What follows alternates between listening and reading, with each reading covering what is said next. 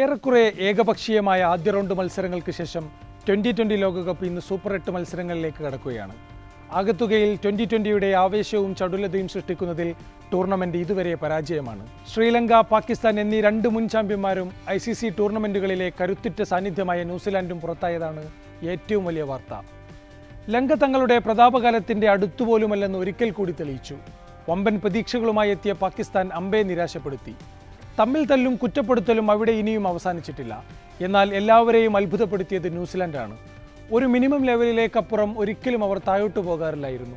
1987 ഏകദിന ലോകകപ്പിന് ശേഷം ഏതെങ്കിലും ഒരു ലോകകപ്പിൽ അവർ ഗ്രൂപ്പിൽ പുറത്താകുന്നത് ഇതാദ്യം. പോയ ഒരു പതിറ്റാണ്ടായി മികച്ച പ്രകടനങ്ങൾ നടത്തുന്ന അവരുടെ സുവർണ തലമുറയുടെ അന്ത്യമായി വരെ ഈ പുറത്താകലിനെ കാണുന്നവരുണ്ട്. തോൽവിയുടെ ഉത്തരവാദിത്തം ഏറ്റെടുത്ത് കെൻ വില്യംസൺ ക്യാപ്റ്റൻസി രാജിവെച്ചതാണ് അവിടെ നിന്നുള്ള പുതിയ വാർത്ത. ന്യൂസിലാൻഡ്, പാകിസ്ഥാൻ, ശ്രീലങ്ക എന്നീ മൂന്ന് വലിയ പേരുകൾ ഇല്ലാതായപ്പോൾ അമേരിക്ക, ബംഗ്ലാദേശ്, അഫ്ഗാനിസ്ഥാൻ എന്നീ പുതിയ മൂന്ന് പേരുകൾ ഉയരത്തിൽ കൊത്തിവെക്കപ്പെട്ടു. ഇന്ത്യ, പാകിസ്ഥാൻ, കരീബിയൻ രാജ്യങ്ങൾ അടക്കമുള്ളിടങ്ങളിൽ നിന്നുള്ള താരങ്ങളുടെ മിടുക്കിൽ USA തങ്ങളുടെ കരുത്ത് ലോകത്തിനു മുന്നിൽ പ്രദർശിപ്പിച്ചു. പാകിസ്ഥാൻ, കാനഡ എന്നിവരെ വീഴ്ത്തിയ അവർ ഇന്ത്യയെയും വിറപ്പിച്ചു. നിർണായക മത്സരത്തിൽ ലങ്കയെ തോൽപ്പിച്ചത് ബംഗ്ലാദേശിനും കിവികളെ തകർത്തെറിഞ്ഞത് അഫ്ഗാനും തുണയായി. ഏകദിന ലോകകപ്പിന് പിന്നാലെ ഗുണമേന്മയുള്ള ക്രിക്കറ്റ് കളിച്ച അഫ്ഗാൻ പട ക്രിക്കറ്റിലെ പുതിയ ശക്തിയാകാനുള്ള യാത്രയിലാണ്. അവസാനം വരെയും സൂപ്പർ 8 പ്രതീക്ഷകൾ കാത്ത സ്കോട്ട്ലാൻഡ്, ദക്ഷിണാഫ്രിക്കയെ വിറപ്പിച്ച നേപ്പാൾ എന്നിവരും തങ്ങളുടെ സാന്നിധ്യം തെളിയിച്ചു. സൂപ്പർ 8ലേക്ക് വന്നാൽ ഇന്ത്യക്ക് താരതമ്യേന കാര്യങ്ങൾ എളുപ്പമാണെന്ന് പറയാം. എന്നാൽ 2020 പോലൊരു ഫോർമാറ്റിൽ ഏത് ടീമും ഏത് സമയത്തും വഴിമുടക്കാമെന്നിരിക്കെ ഒന്നും എളുപ്പത്തിൽ കിട്ടുകയുമില്ല. ജൂൺ 20 ബാർബഡോസിൽ അഫ്ഗാനുമായാണ് ഇന്ത്യയുടെ ആദ്യ അംഗം. വിജയത്തിൽ കുറഞ്ഞതൊന്നും ഇന്ത്യ ആഗ്രഹിക്കുന്നില്ല. കാരണം തോൽവിയോടെ മത്സരങ്ങൾ തുടങ്ങിയാൽ അത് മുന്നോട്ടുള്ള പോക്കിനെ സാരമായി ബാധിക്കും.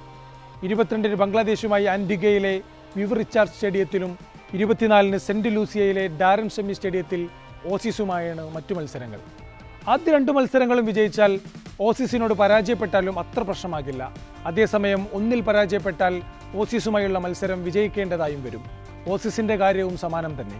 വിജയിച്ചു കയറുകയാണെങ്കിൽ അമേരിക്ക അട്ടിമറികൾ ഒന്നും നടത്തിയില്ലെങ്കിൽ സെമിയിൽ ഇംഗ്ലണ്ട്, സൗത്ത് ആഫ്രിക്ക, വിൻഡീസ് എന്നീ 3 കരുത്തരിൽ ഒരാളാകും ഇന്ത്യക്ക് മുന്നിലെത്തുക.